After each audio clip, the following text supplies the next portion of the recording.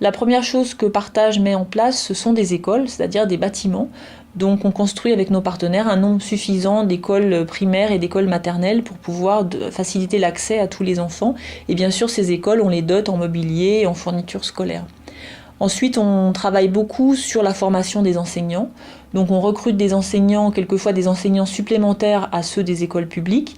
Et on travaille sur la formation de ces enseignants pour qu'ils puissent bien maîtriser leur savoir académique, mais aussi qu'ils aient une pédagogie ludique, interactive, qui place l'enfant au cœur des apprentissages.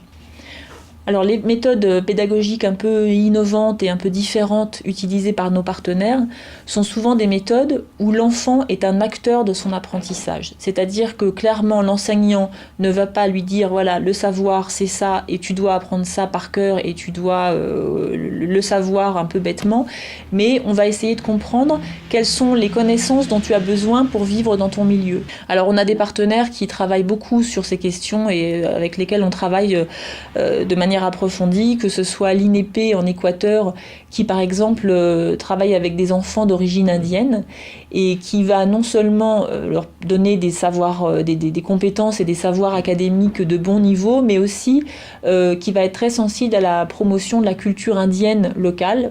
Par exemple, pour la santé, il y a aussi des savoir-faire très intéressants en termes de médecine traditionnelle.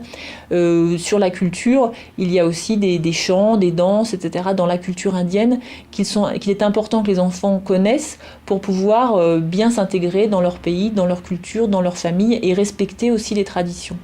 Nous avons des partenaires au Cambodge, aux Comores, en Inde, qui travaillent avec une méthode qui s'appelle la méthode de l'enfant pour l'enfant, où par exemple on va former des petits docteurs dans les classes. Ces enfants vont bénéficier d'un enseignement un peu approfondi sur des notions d'hygiène et de santé.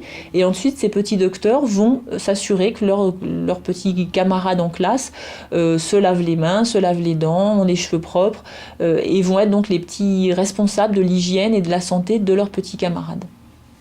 Je pense qu'en conclusion, ce qu'on peut dire, c'est que sur beaucoup de problématiques de développement, que ce soit la santé, que ce soit les problèmes agricoles, les problèmes économiques, on voit et on le sait de plus en plus, et c'est dit de plus en plus partout, que l'éducation est à la base, c'est-à-dire qu'il faut former les enfants pour être les citoyens de demain.